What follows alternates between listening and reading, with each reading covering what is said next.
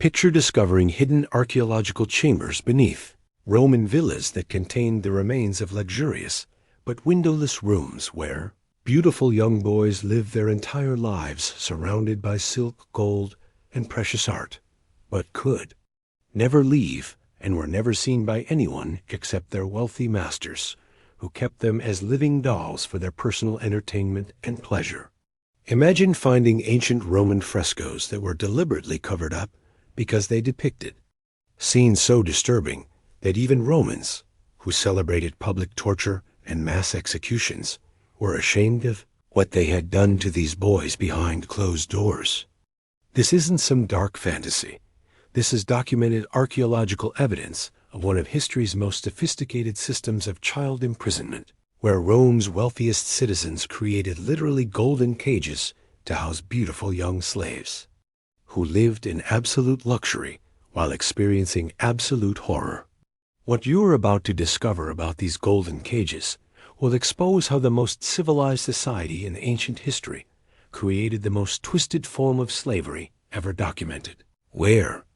luxury became the ultimate form of psychological torture.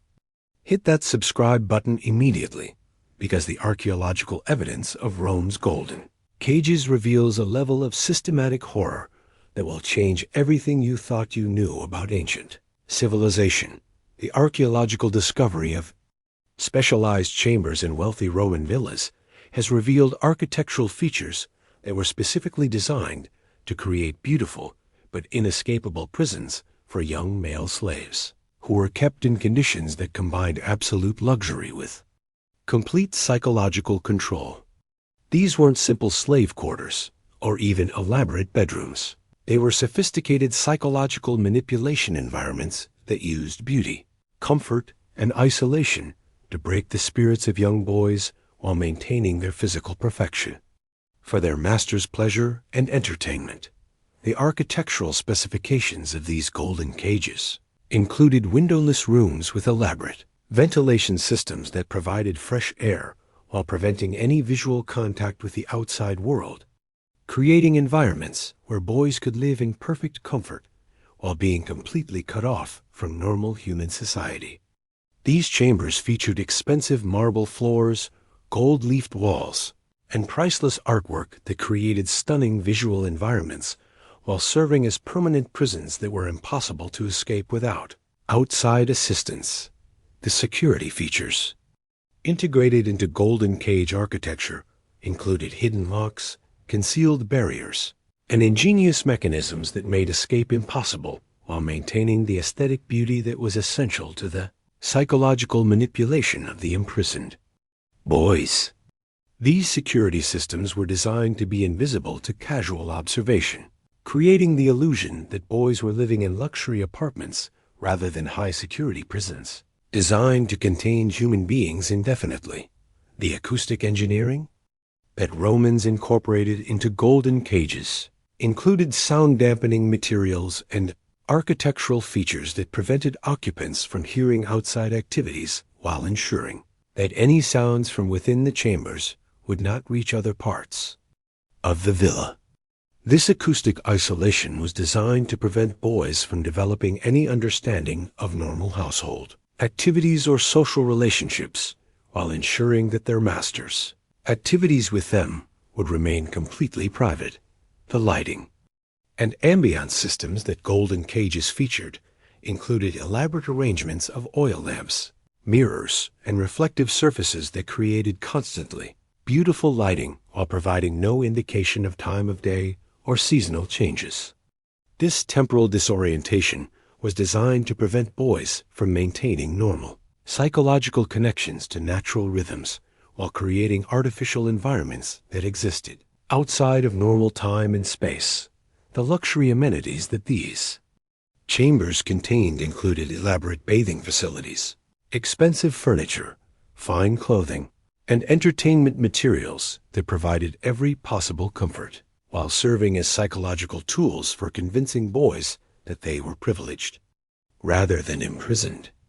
These luxury features included musical instruments, games, books, and art supplies that kept boys occupied while preventing them from developing independent thoughts or relationships that might threaten their master's control. The maintenance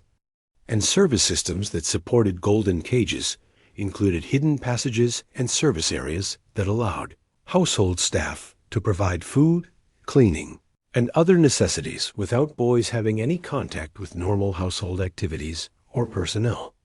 These service systems ensured that boys remained completely isolated from anyone except their masters, while maintaining the illusion that their luxury was natural and automatic rather than the result of systematic imprisonment. The psychological design elements that golden cages incorporated included visual features, spatial arrangements, and decorative choices that were specifically selected to create emotional responses that would make boys more compliant and dependent on their masters. These design elements included colors, textures, and artistic themes that promoted feelings of passivity and gratitude, while discouraging thoughts of independence or resistance. The documentation and planning records that survive from Golden Cage construction reveal how systematically Roman architects and wealthy clients approached the design of these psychological prisons, with detailed specifications for creating environments that would effectively contain and control young slaves while maintaining the aesthetic beauty that was essential to the psychological manipulation process.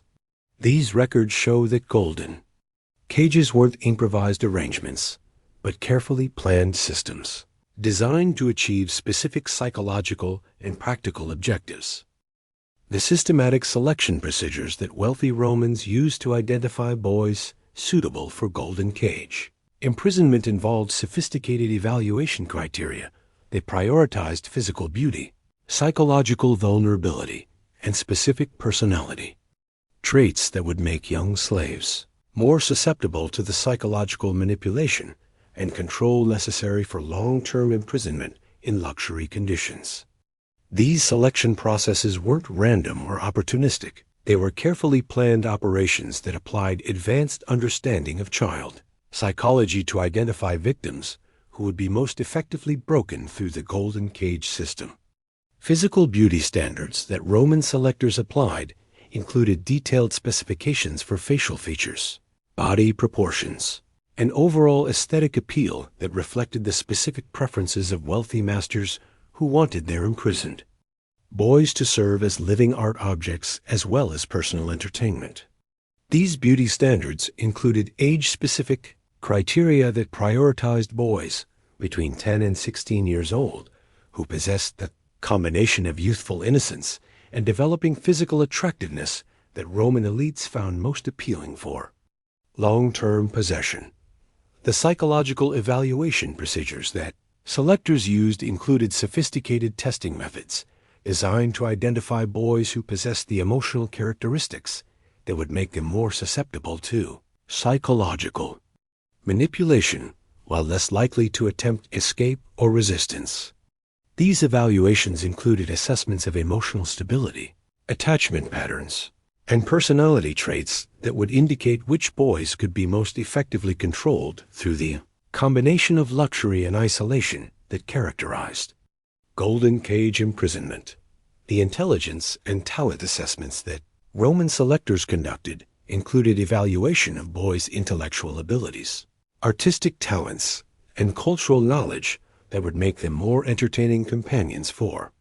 wealthy masters who wanted imprisoned slaves who could provide sophisticated conversation and cultural engagement. These assessments included testing in music, poetry, languages, and other cultural skills that would enhance boys' value as long-term companions while ensuring they possessed the intellectual capacity to appreciate the luxury of their imprisonment. The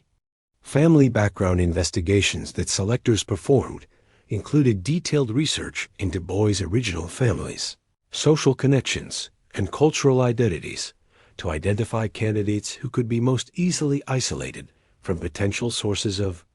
outside support or rescue attempts. These investigations prioritized boys from distant territories, broken families, or marginalized communities who would be less likely to have powerful advocates seeking their freedom or return. The health and longevity evaluations that selectors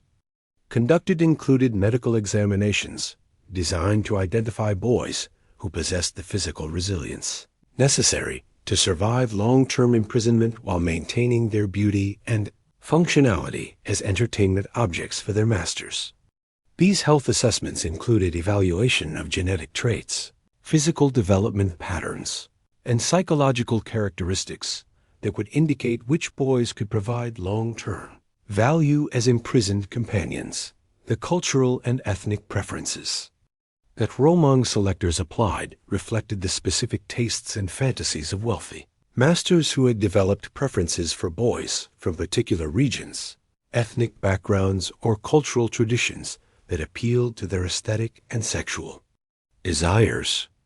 These preferences included demand for boys from conquered territories who possessed exotic physical features or cultural knowledge that would provide novelty and entertainment value for Roman masters seeking unique additions to their collections. Training potential assessments that selectors used included evaluation of boys' capacity to learn and adapt to the specific roles and requirements of golden cage imprisonment, including their ability to develop the artificial personalities and performed behaviors that would make them appealing long-term companions for their masters. These assessments included testing of boys' psychological flexibility, learning capacity, and emotional responsiveness that would indicate their potential for successful adaptation to imprisonment conditions. The final selection decisions that wealthy Romans made included complex calculations that balanced physical beauty, psychological suitability, entertainment value, and long-term investment potential to identify boys who would provide optimal satisfaction and return on the significant financial investment required to construct and maintain golden cage imprisonment systems. Content warning. This chapter addresses historical facts about psychological manipulation and abuse of children in ancient Rome. The content is educational and historically accurate, but deals with disturbing subject matter. The systematic psychological destruction that wealthy Romans inflicted on boys imprisoned in golden cages involved sophisticated manipulation, techniques that used luxury, comfort, and artificial affection to break down normal psychological development while creating complete emotional dependency on their captors. These breaking processes weren't crude physical torture. They were scientifically precise psychological warfare designed to destroy boys' capacity for independent thought while making them grateful for treatment that was actually systematic. Abuse disguised as privilege and care. The initial disorientation phase, the golden cage imprisonment, involved systematic disruption of boys' normal psychological reference points through complete environmental control that eliminated all familiar sights, sounds, and social connections while replacing them with artificial luxury that created confusion about their situation. This disorientation was designed to make boys psychologically vulnerable to manipulation while preventing them from maintaining connections to their previous identities and relationships that might provide psychological resistance. The dependency creation procedures that masters used included systematic control of all basic needs while presenting this control as care and protection rather than imprisonment and manipulation. Boys were provided with every luxury while being made completely dependent on their masters for food, clothing, entertainment, and human contact, creating psychological conditions where any withdrawal of these provisions would cause severe anxiety and desperate compliance with masters' demands. The identity erasure programs that golden cage imprisonment involved included systematic destruction of boys' connections to their original names, families, cultures, and personal histories while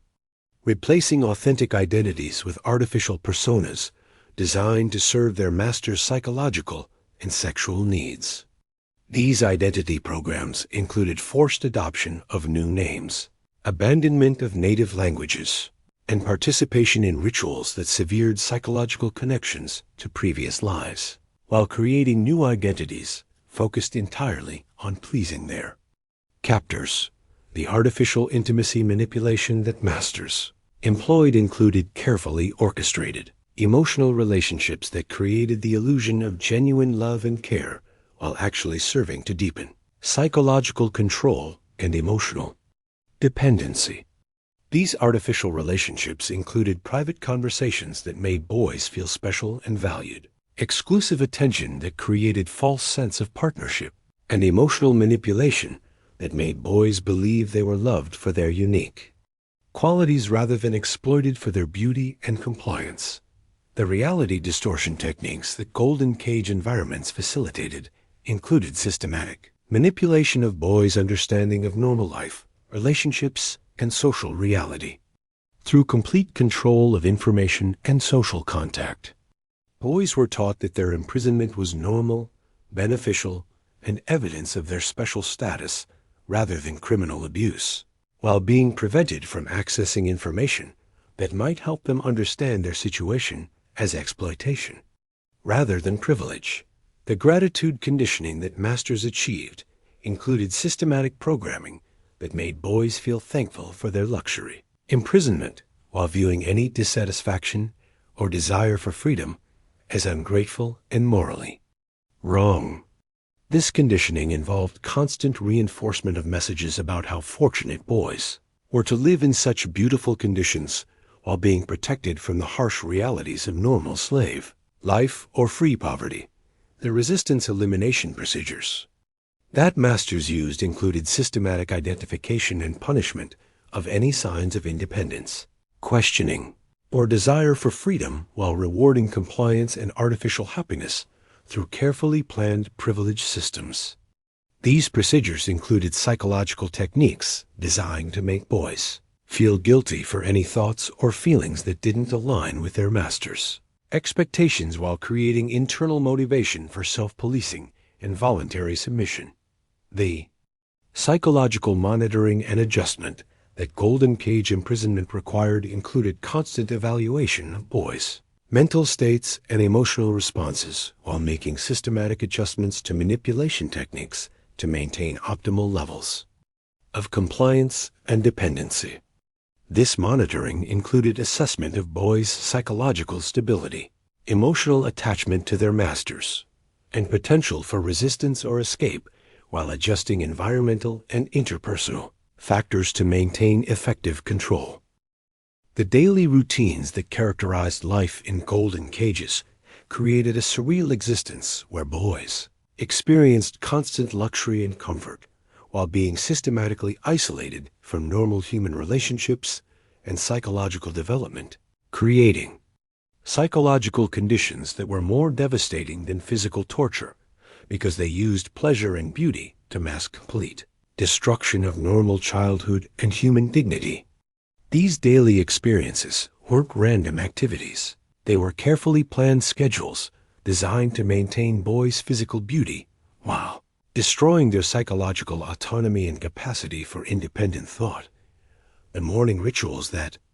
golden cage imprisonment included involved elaborate grooming and preparation procedures that maintained boys' physical perfection while reinforcing their status as decorative objects rather than independent human beings. These rituals included extensive bathing with expensive oils and perfumes, careful styling of hair and appearance, and selection of beautiful clothing and jewelry that enhanced their aesthetic appeal while serving as daily reminders of their status as luxury possessions rather than people with their own identities and preferences. The educational activities that boys in golden cages received included instruction in music, poetry, art, and cultural skills that were designed to make them more entertaining companions while ensuring that their intellectual development remained focused on pleasing their masters rather than developing critical thinking or independence. These educational programs included training in conversation skills, artistic performance, and cultural knowledge that would enhance their value as companions while preventing them from developing knowledge or skills that might facilitate escape or resistance. The entertainment and leisure activities that filled boys' days included access to games, books, art supplies, and musical instruments that provided mental stimulation while ensuring that all activities remained focused on individual pursuits that prevented social development or collaborative thinking that might lead to resistance planning.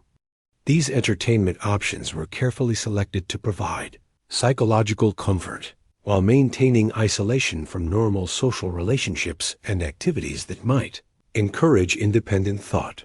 The interaction protocols that governed boys' limited contact with their masters included elaborate rules and expectations that defined every aspect of these relationships, while ensuring that boys understood their role as entertainment objects rather than equal participants in human relationships. These interactions included scheduled conversation periods, performance requirements, and behavioral expectations that reinforced boys' status as possessions while providing their masters with the illusion of companionship and affection from willing participants. The physical maintenance routines that Golden Cage life required included exercise regimens designed to maintain boys' health and appearance while preventing them from developing physical strength or skills that might facilitate escape attempts. These physical activities included dance, gymnastics, and other aesthetic exercises that enhanced boys' appeal while ensuring that their physical development remained focused on beauty rather than functional strength or practical capabilities. Psychological monitoring and emotional management that characterized daily life included constant surveillance of boys' moods, behaviors, and psychological states, while implementing immediate interventions to address any signs of depression, resistance, or desire for freedom. This monitoring included regular evaluation of boys' emotional attachment to their masters, their acceptance of their situation, and their potential for psychological breakdown or rebellion, while adjusting daily activities and interactions to maintain optimal psychological control. The seasonal and special event activities that provided variety in Golden Cage life included celebrations, artistic projects, and special entertainment that broke the routine while reinforcing boys' isolation from normal social activities and relationships. These special activities included private festivals, artistic presentations, and elaborate games that provided psychological stimulation while ensuring that all social experiences remained focused on pleasing their masters rather than developing normal peer relationships or cultural connections. The nighttime routines and sleep arrangements that concluded each day included procedures designed to maintain security while providing comfort,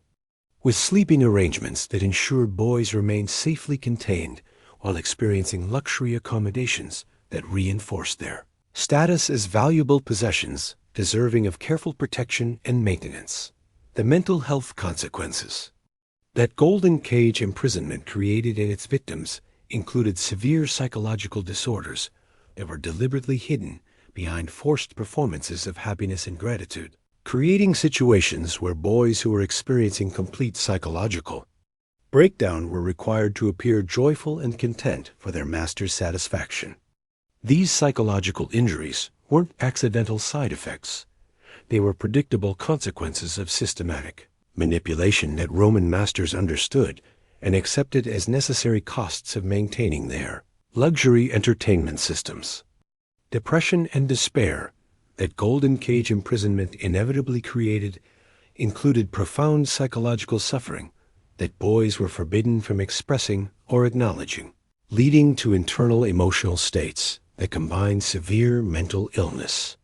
with the requirement to perform artificial happiness for their captors.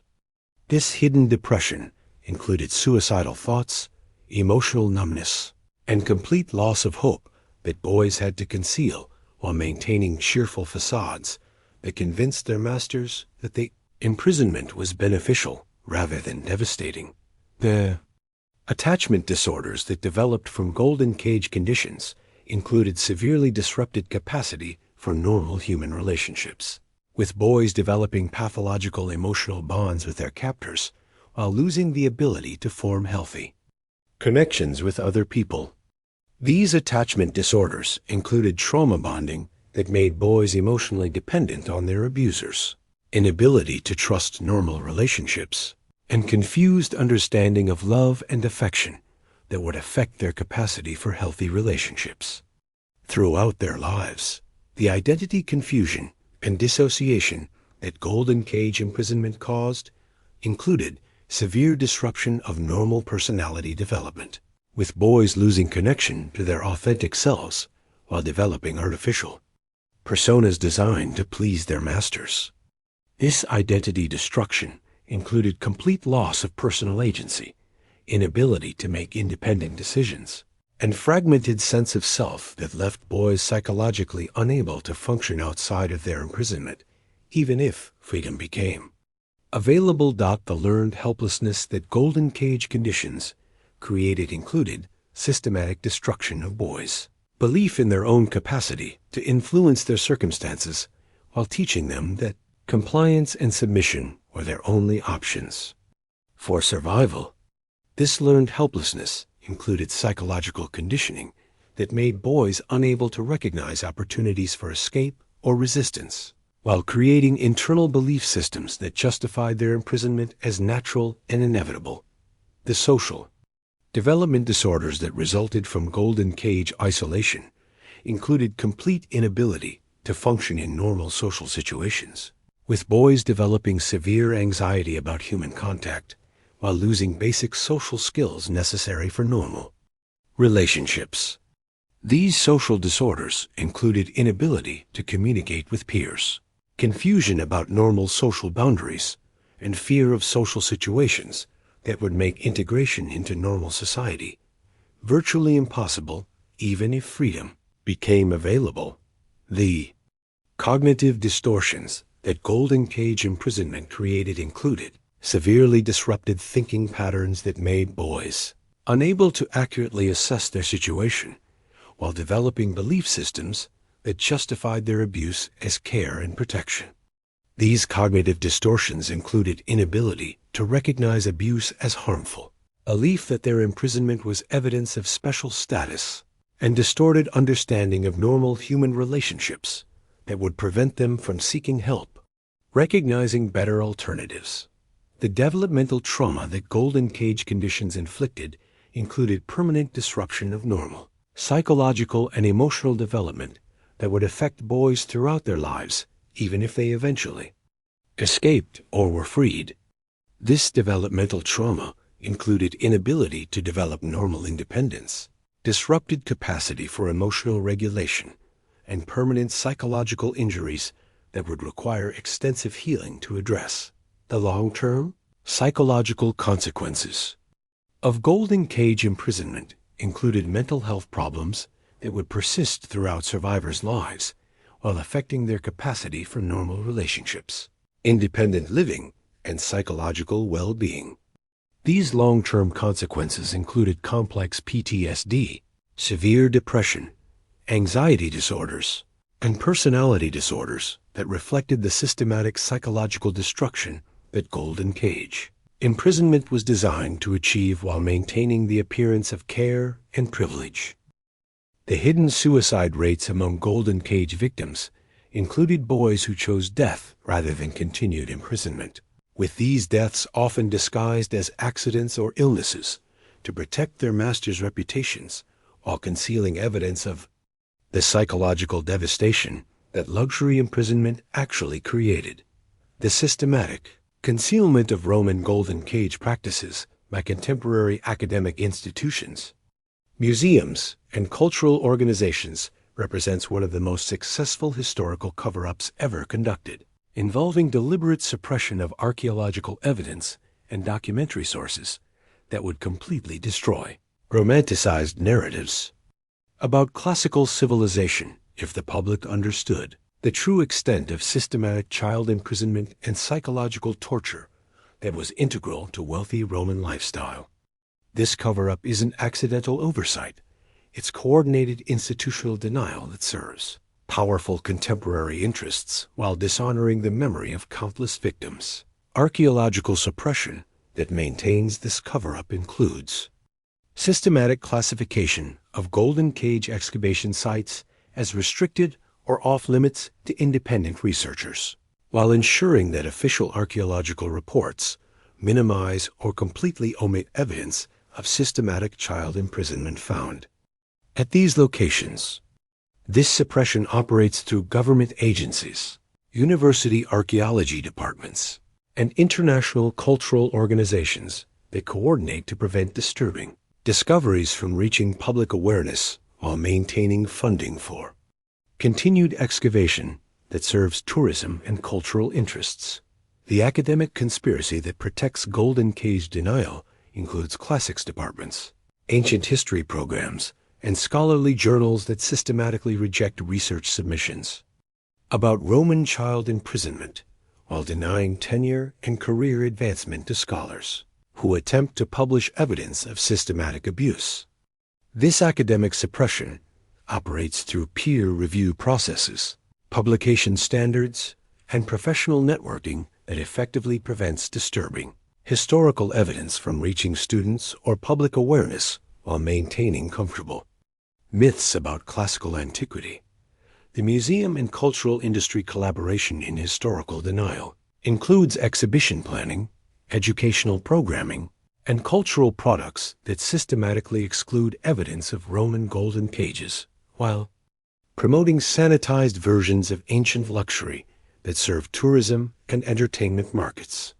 These cultural institutions actively participate in historical revisionism, while profiting from false narratives about Roman civilization that would be impossible to maintain if golden cage evidence became widely known. The religious and cultural motivations for continued suppression include Christian apologetics that seek to present pre-Christian societies as morally inferior while avoiding detailed examination of how systematic child abuse continued throughout Christian Roman periods. Religious institutions have used their influence over educational curricula and cultural programming to ensure that evidence of Roman child imprisonment remains hidden while promoting narratives about moral progress that would be undermined by acknowledging systematic abuse in classical civilization. The international diplomatic considerations that influence historical suppression include concerns that revealing the full extent of Roman systematic child abuse would create uncomfortable parallels with contemporary human rights violations, while providing propaganda opportunities for political enemies who could use historical evidence to criticize Western civilization and cultural heritage. These diplomatic concerns create pressure for continued suppression of archaeological evidence that might damage international relationships or cultural diplomacy. The psychological and social factors that support continued denial include cognitive biases that make it difficult for people to accept evidence of systematic child abuse in societies they've been taught to admire, while creating social pressure for historians and educators to avoid research topics that cause psychological distress and challenge fundamental assumptions about historical progress and human civilization. The economic interests that drive historical suppression include tourism industries, educational publishers, and cultural institutions that profit from presenting classical antiquity as inspiring and admirable while suppressing evidence that would make Roman civilization less appealing to consumers who prefer comfortable historical narratives to disturbing historical facts. The technological challenges that threaten continued cover-up include advancing archaeological techniques, digital information sharing, and international research collaboration that make it increasingly difficult to suppress evidence of Roman golden cages while creating new opportunities for independent researchers to discover and disseminate suppressed information. The future implications of continued historical denial include perpetuation of dangerous cultural blindness about how respected institutions can normalize systematic child abuse while maintaining public support and cultural legitimacy, creating vulnerability to contemporary forms of institutional abuse that operate through similar mechanisms of luxury, privilege, and psychological manipulation. Rome's golden cages reveal the ultimate truth about how civilization's greatest luxury can become humanity's greatest horror when society allows wealth and power to treat children as decorative objects for adult pleasure. Behind every marble column and golden artifact we admire from ancient Rome lies the hidden suffering of beautiful boys who lived their entire lives as prisoners in paradise, experiencing systematic psychological destruction while the world celebrated their captors as paragons of culture and refinement. If discovering the truth about Rome's golden cages has opened your eyes to how academic institutions continue to hide evidence of historical child abuse to protect comfortable myths about Western civilization, smash that like button. Subscribe for more suppressed evidence of history's hidden horrors, and hit that notification bell, because the only way to protect today's children is to stop pretending that respected institutions have never been capable of systematic abuse when society gives them permission to treat the powerless as objects for their entertainment.